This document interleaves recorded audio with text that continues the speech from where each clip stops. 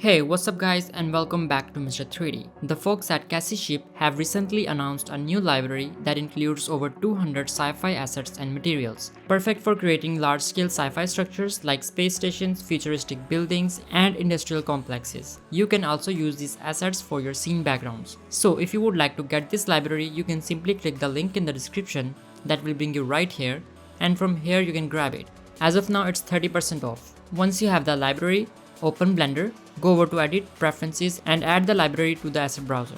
Once you do that, just move your timeline up a bit, change it to asset browser from here, and change from all to the asset library that you just added, which is this one. And now you will see that we have these two panels right here. First is assets, in which we have all the assets that it came with. For example, we have industrial complexes, buildings, some space station assets, and so on and so forth. In the materials tab, we got 20 materials that we can apply to the assets. And these all materials are highly customizable. So with that being said, I'm going to just delete this from my viewport, and I will go ahead and maybe add this one right here. And you can see right here that it is a basic and simple asset, but if you go into render mode, you can see that how good it looks. And the material here makes it 100% sci-fi. And you can now come here and just change the material to whatever you want. Let's say I want this one, click and drag it right here, and there you have it. Same can be said for this material. And this is not it. You can split the window and change it to the shader editor, and from here, once you have the model selected, you can customize the material to however you want, from mask to mask strength, mask scale. Let's say I want 0.3, you can change it and get different patterns and different styles. You can change the color of the black areas right here. You can change the texture strength, texture scale, pretty cool.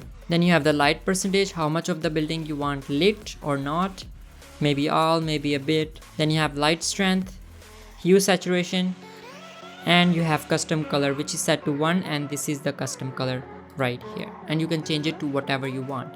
And finally, we have scale, which just increases the scale of the texture that it's using behind. And you can come up here and control however you want the stuff, maybe even the bump and so on and so forth. So that is it for the materials, and I'll just show you how it looks with the physical starlight and atmosphere sky system. I mean, if you have multiple of these side by side, it will look awesome. I won't be adding those because I just wanted to give you a small demonstration of the add-on and how you work with it. And if you would also like to get the physical starlight and atmosphere, then I will leave the link to it in the description below. It is a powerful sky system with a lot of presets, and you can customize every single aspect of the sky from here.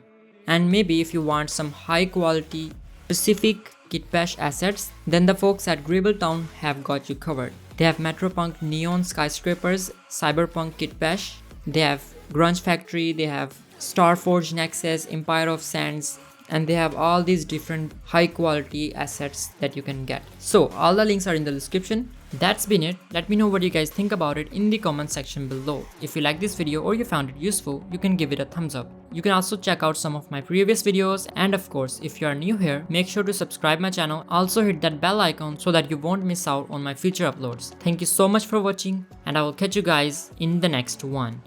Peace out.